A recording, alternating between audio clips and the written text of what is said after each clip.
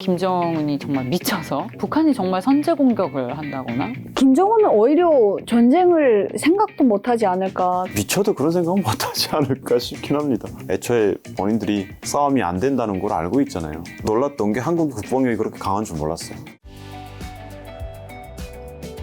근데 그랬던 한국인데 와서 야 이거밖에 안 된다고? 한국인데? 설마 뭐 이렇게 실망했던 포인트도 있을 것 같아요.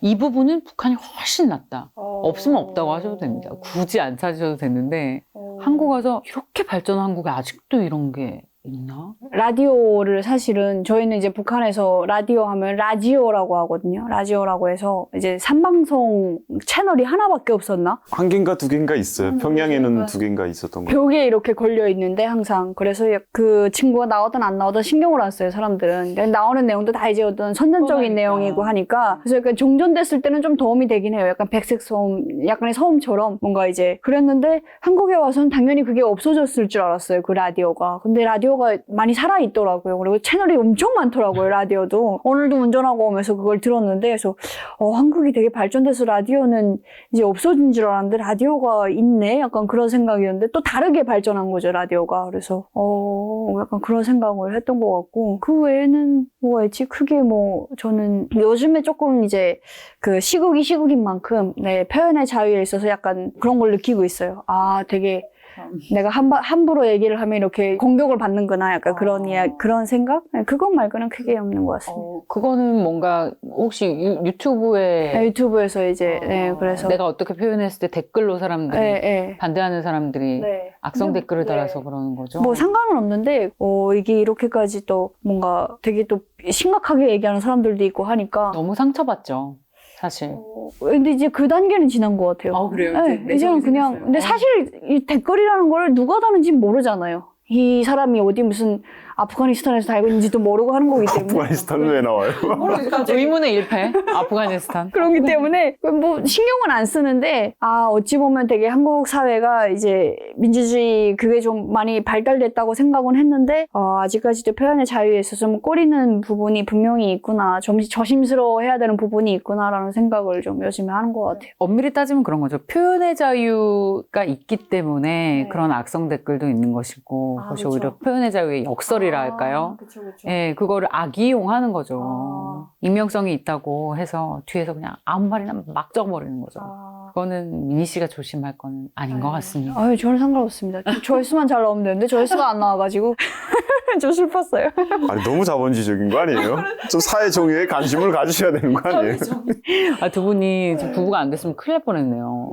너무 잘 균형이 맞는데요, 두 분이? 이런 질문 드려도 될까요? 그래도 만약에 북한에 사는 게 한국보다 좋은 게 딱 한 가지라도 있다. 뭐 약간 그런 거 아닐까요? 우리나라 사람들한테 질문할 때 지금 너무 발전된 게 좋은데 그래도 과거가 좋았던 게 있냐라고 물어보면 분명 뭐 한두 가지씩은 있잖아요. 그때 뭐 레트로 감성, 약간 그 아날로그적 감성을 구려하시는 분들이 있고 실제 그게 다시 레트로로 이제 트렌드를 타기도 하고 그러잖아요. 뭐 저도 약간 그 비슷한 감정인 것 같아요. 지금 다 발전되고 풍성하고 자유롭고 뭔가 많아서 좋긴 한데 이미 발전해버린 한국에서는 재현할 수 없는 거. 야, 되게 감상적이시다. 진짜 그냥 레트로 문화를 느끼고 싶어서 잠깐 과거로 타임머신 타고 갔다 올게 이 느낌인데요. 찾을 수가 없어요. 북한에서 쓰던 그 만년필 한번 탁 대면 그 팍 퍼지는 종이 있잖아요. 질 안 좋은 종이. 그런 거 어디서 찾겠어요. 그런 감성이 요즘 좀 그냥 그건 옛날 추억이죠, 그냥. 저는 약간 그 사람 사이에 어떤 이 정도 아니고 이거 뭐라 그러죠? 북한에서는 층간소음 같은 게 없거든요. 그것 때문에 트러블 나는 경우가 거의 없거든요. 그냥 그런가 보다. 네, 그냥 그런가 보다. 뭐 집에서 노래방 뭐 카라오케를 하든 뭐 집에서 뭐 절구를 치든 상관없어요. 절구 집에서 쳐야 돼요. 어쩔 수 없어요. 설날에 집에서 진짜 절구로 떡을 쳐서 먹거든요, 진짜로. 네, 그래서 뭐 마당에 나가서 칠 수는 없잖아요. 아파트에서 절구 들고 내려와서 칠 수는 없잖아요. 네, 심지어 집에서 도끼로 이제 나무도 패고 막 그랬는데 저희는 그 작은 착같은 거 불 피워야 되는 선도끼. 선도끼를 이렇게 나무도 패고 베란다 같은 데서 이제 이렇게 딱딱 쳐서 잘게 쪼개는. 사방이 다 시끄러우니까 그냥 서로 그런가 보다 하나 봐요. 저 위에서 부부싸움 나면 아유 또 싸움 하나 보다 막 그러고 있고 상관없어요. 그것 때문에 막 올라가서 뭐 처음엔 약간 한국에 왔을 때 층간소음 때문에 살인 난다고 그래가지고 와 이건 좀 약간 좀 이렇게까지 정이 없다고 막 그런 생각을 했던 것 같아요. 그래서 옆집이면 당연히 약간 정말 친하게 지내고 저희는 진짜 옆집에 뭐 숟가락 개수가 몇 개인지도 다 알고 있을 정도로 저희 집에서 이제 아버지 생신이어가지고 이제 친구분들 다 불러서 잔치를 했는데 숟가락 개수 모자라면 옆집 가서 이제 가져오고 우리 집 신발장에 자리가 모자라면 옆집에다 신발장에다 갖다 놓고 막 그런 게 있었는데 이제 한국에서는 그런 게 거의 없는 약간 그런 게 좀 그거는 북한이 조금 더 좋지 않나 약간 그런 거 있는 것 같아요. 그게 저희 1980년대까지는 그랬어요. 그러니까 제가 초등학교 다닐 때까지는 옆집과의 교류가 그렇게 강했던 것 같아요. 90년도 이후부터는 아니고 지금은 옆집 누구 사는지 얼굴 보면 뻘쭘해서 뭐 서로 약간 이렇게 피하고 그렇죠. 그렇지 않아요? 저희도 벌써 좀 뻘쭘합니다. 같은 층에서 내리면 괜히 불편합니다. 왜 안 내리지? 딴 층에서 눌러서 딴 층에서 내리고 막. 아니 막 제 친구는 그 집에서 발뒤 지구를 들고 다닌다는 거예요. 맞아요. 야, 우리 북한에서는 뭐 상관없어. 막 뛰어다니고 막 그래도 그냥 그러려니 저희는 실제로 그러고 살고 있거든요. 2층에서 뭐 청소기 막 소리 나는데 저러다 말겠지 그냥 그러고 있고 그런 게 있는 것 같아요. 되게 관대한 북한 이탈 정말 이웃이 살고 있어서 그분은 너무나 그 이득이네요. 자, 그렇다면 많은 분들이 북한 하면 궁금해 하시는 몇 가지에 대해서 좀 질문을 드리고 마무리를 지을게요. 이 질문 많이 받으실 거예요. 저도 많이 받아요. 통일이 되냐? 네, 전 된다고 봅니다. 왜냐면 북한도 북한 나름대로 잘 살고 있다면 모르겠는데 북한이 정말 엉망이기 때문에 저 체제는 언젠가는 꼭 망한다고 생각을 하거든요. 네, 그렇게 망하면 통일밖에는 답이 없다고 생각을 해요. 그 다음에 과정은 통일이 아닐까라는 생각이어가지고 체제 붕괴로 인한 통일이 가능하다. 네, 그게 그나마 지금 어찌 보면 평화적으로 가능한 통일이 아닌가 싶어서 저는 당연히 통일을 바라는 입장인데 이제 통일이 될 거나 말 거나의 문제에 관해서는 일단 북한 체제가 붕괴돼야 이제 그 다음을 논할 텐데 내부적으로는 그러니까 지금 상태로 가만 냅두기만 하면 망하지는 않는다고 생각하거든요. 이미 오랫동안 그렇게 유지되어 왔기 때문에 더 단단해졌기 때문에 그러니까 통치가 완벽해졌기 때문에 어떤 이제 뭐 그나마 가능성이 있는 게 이제 김정은이 건강상의 이유로 뭐 죽는다거나 이러면은 어떤 돌발 상황이긴 하죠. 아니면 뭐 외부에서 어떤 무력으로 인한 통일 이런 건데 그거는 또 안 맞잖아요. 무력으로 이제 북한을 먹을 수는 없으니까. 그래서 그나마 가능성이 있는 게 이제 김정은이 5년이나 10년 안에 건강상으로 어떻게 신변상의 문제가 생기면 그나마 가능하다고 생각하긴 합니다. 그런 변수를 제외하고는 북한 체제는 오히려 과거보다 곤고해졌다라고 평가를 하시네요. 스스로는 무너지지 않을 거라고 생각합니다. 그래서 지금 북한이 특히 군사력이 너무나 좋아졌다. 러시아 때문에 더 좋아지고 있다라는 얘기를 하면서 다시금 뭐 북한의 재래식 무기 혹은 군력이 우리보다 월등히 많은 것에 대해서 얘기가 또 되고 있어요. 새삼스럽게. 그 군대 갔다 오셨잖아요. 아니요. 안 갔다 오셨어요? 네. 이분은 군대 안 가려고 열심히 공부한 사람이에요. 고등학교 졸업할 때 대학을 가면은 군대를 안 갈 수도 있습니다. 안 갈 수도. 네네. 의무복무제가 아니에요, 북한은. 그쵸. 근데 사람들이 의무인 줄 아는데. 사실. 그래서 저는 다행히 그 군대를 면하고 대학을 가서 대학 다니던 중에 이제 유학 나와서 한국에 왔으니까. 유학을 오셔서 그런가요? 그럼 대학 다니면서도 중간에 다 군대도 갔다 오시는 분들이 더. 그게 이제 그건 딱 한 번 정도였던 건데 저희 아버지가 그 5.18 뭐 덕기 사건이었나? 북한에서 판문점 덕기 사건이라고 하는데 5.18은 아니고요. 판문점 덕기. 우리 아버지가 5월 18일생이시여가지고 갑자기 그 생각이 났어요. 역사적인 날에 생신이시군요. 판문점 덕기 사건 때 네네네. 이제 중간에 학업을 중단하고 갔다 오신 걸로 알고 있거든요, 군대를. 네, 그래서 그런 경우가 있는 것 같고 저희 오빠 같은 경우에는 학교를 졸업하고 대학교 졸업하고 군대를 선택을 했어요, 본인이. 그러니까 갔다 와야 또 당원이 될 수 있고. 네, 좀 자기는 좀 과학자 스타일은 아닌 것 같다. 내가 좀 발전하고 싶다 해가지고 스펙을 쌓고 싶다고 해서 군대를 갔는데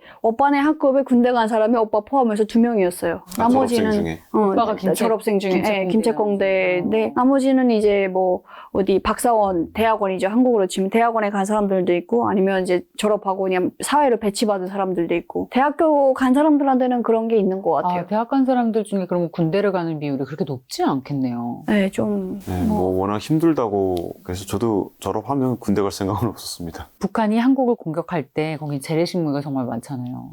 재래식 무기로 공격을 하면 정말 막을 수 있느냐. 북한의 재래식 무기가 우리보다 월등하다는 얘기들도 있는데 실제로 어떨 것 같은지. 재래식 무기로 공격을 한다라고 해도 저는 안 될 것 같은데요, 북한이. 그러니까 사실 북한에서는 그래도 우리가 이렇게 배고픔을 참고 있는 이유는 그럼에도 불구하고 모든 것이 다 국방력으로 이제 집중이 되고 있는데 북한 주민들도 알아요. 국방력에 들어가는 돈의 뭐 1%만 인민생활로 돌려도 인민들이 잘 산다. 이런 걸 아는데도 불구하고 이렇게 어쨌든 군을 강화해야 되는 이유가 미국이라는 뭐 우리를 못 살게 구는 그런 미국이 있기 때문이다. 그래서 이제 그 덕분에 우리 국방력만큼이 굉장히 강하다라고 다 이제 스스로 북한 주민들이 생각을 하고 있는데 와서 보니까 뭐 웬만한 나라는 다 떨어지더라고요. 북한이 아무리 그래도 뭐 미국이 일단 엄청 잘 나가고 있고 한국보다도 군사의 어떤 쓰는 예산에서도 엄청난 차이가 나잖아요. 근데 아무리 재래식 무기가 많다고 해도 어쨌든 국력의 차이가 또 국방력의 차이라고 생각이 되어서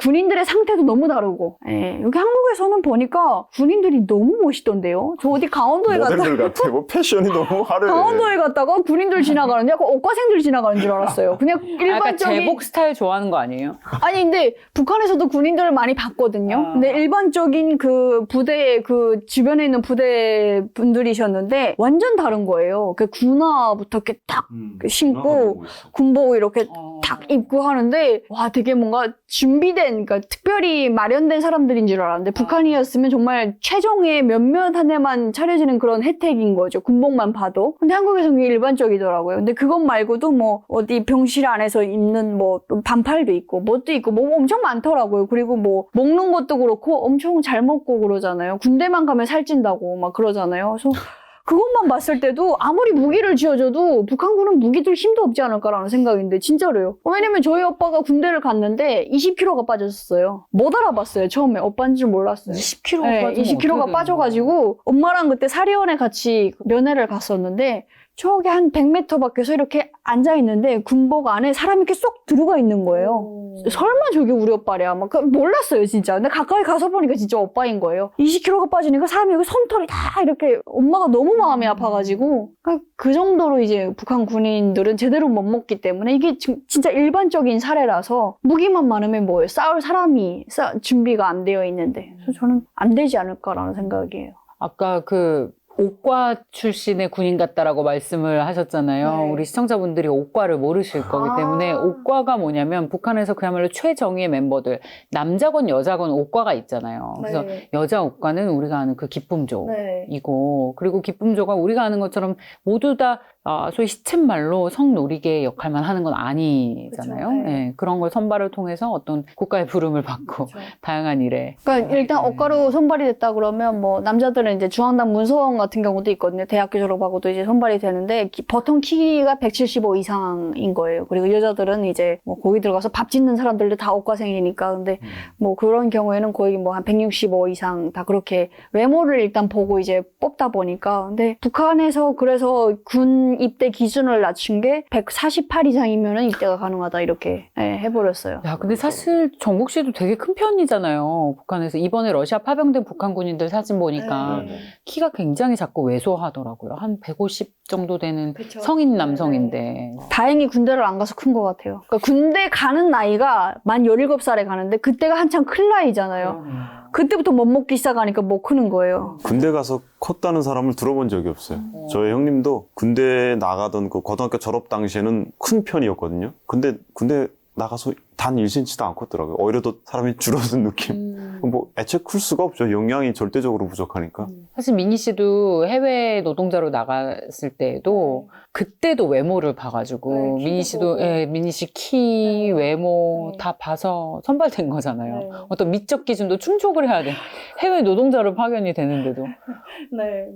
그거는 왜 그러는 거예요? 그 북한에서는 항상 그래요. 공화국의 간판이 간판. 망신시킨다고 키 작으면은 이제 나가서 북한 사람들은 다 저렇게 작구나라고 생각을 할 것 같으니까 이제 키 큰 사람들 선발해서 보낸다 막 그래서 아마 그렇게 내보내는 것 같더라고요. 그래서 참 말도 안 되는 건데. 그 이제 마지막 질문 드릴게요. 그 우리가 한참 예민하지만 계엄 얘기도 했고 시위 일어난 얘기도 했습니다. 근데 그 요즘 저희들이 야 지금 한국 상황이 이렇게 불안한데 만약 전쟁이라도 나면 큰일 나는 게 아닌가라는 얘기들을 하는데 사실 가능성이 없다고 생각하지만 우리 안에 공포가 다 있거든요. 근데 김일성이 가장 후회하는 게 4.19 때 남침을 안 했던 것이 가장 후회된다.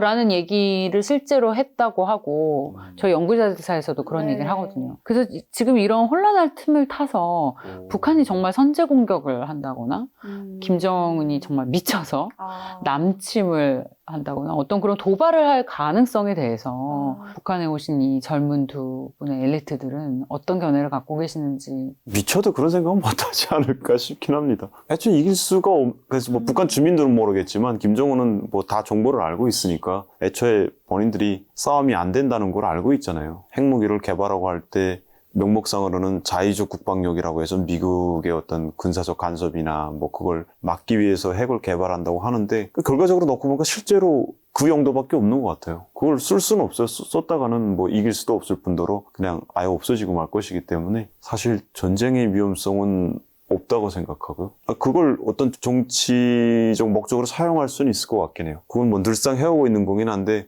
우리 군사력이 대단하다. 우리나라가. 우리가 가난한 만큼 국방력은 강해졌다를 늘 강조했기 때문에 북한 주민들은 그걸 실제로 믿습니다. 그래서 뭐 여기처럼 뭐 세계 통계를 들이미는 것도 아니기 때문에 우리나라가 그래도 미국이랑 견줄 수준은 되지 않을까?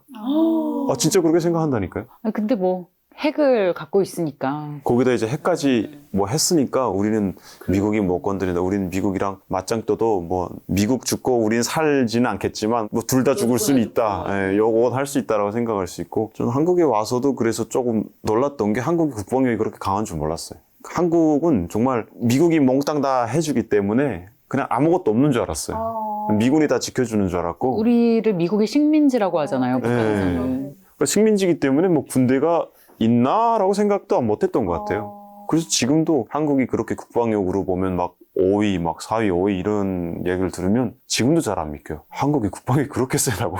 김정은은 오히려 전쟁을 생각도 못하지 않을까. 그러니까 북한에 지금에 와서 생각을 해보니까 북한에서 그렇게 국방력하고 군인들 강화하고 뭐 이런 거는 그냥 자기의 어떤 정권 유지를 위한 그런 차원이 아닐까. 외부를 어떤 침략하기 위한 용도보다는. 왜냐면 전쟁을 일으키면 야 우리가 이거밖에 안 되는 거였어. 처참하게 깨지는 그런 거를 북한 주민들한테 보여줄 수밖에 없는 거기 때문에 오히려 그냥 이런 상황에서 정말 이딱지고 가만히 있을 수밖에 없지 않나라는. 그러니까 왜냐면 그때 4.19 때는 그나마 그래도 비등비등한, 그러니까 뭐라도 해볼 수 있는 그때였다고 생각을 해요. 6.25가 끝난 지 얼마 안 됐을 때였기도 했을 거고. 근데 지금은 완전 차이가 나잖아요. 한국은 정말 까마득하게 올라왔고 했기 때문에 그걸 이제 누구보다 김정은이 너무나 잘 알고 있기 때문에 여기서 이제 뭔가 이번에 또 우크라이나 그 전쟁에도 이제 러시아 쪽으로 무기를 파견하면서 본인들의 교람도 많이 알 거고 우리가 이것밖에 안 되는 거라를 김정은이 누구보다도 잘 알 거고 하기 때문에 전쟁을 김정은이 내려온다? 저는 그거는 오히려 좀 아닌 것 같아요. 오히려 막 김정은이 보낼 수 있는 건 어물풍선밖에 없지 않나. 심지어 그 오물풍선도 지금 좋았다. 심지어 쫄아서 못 보내고 있습니다. 그러니까요. 네, 쫄았어. 그쵸, 진짜 그쵸. 전쟁 날까봐 네. 김정은이 오히려 바짝 벙커에 숨어 있대요. 벙커에 숨어 있다고 합니다. 잘하고 있어요. 숨어 있어요. 그냥. 잘하고 있어. 그럼 북한의 핵무기는 어떤 실전용이 아니라 과시용이다. 그렇죠. 그냥 방어용으로 가지고 있다. 전쟁이 날 가능성은 상당히 낮다. 그렇죠. 네, 라고 평양에서 오신 두 분의 젊은 엘리트들이 얘기를 해주셨습니다. 오늘 정말 유익한 시간이었고요. 다음에 또 뵐게요. 귀한 시간 내주신 우리 평양에서 온 남인희 씨 그리고 김정국 부부와 함께했습니다. 고맙습니다. 감사합니다.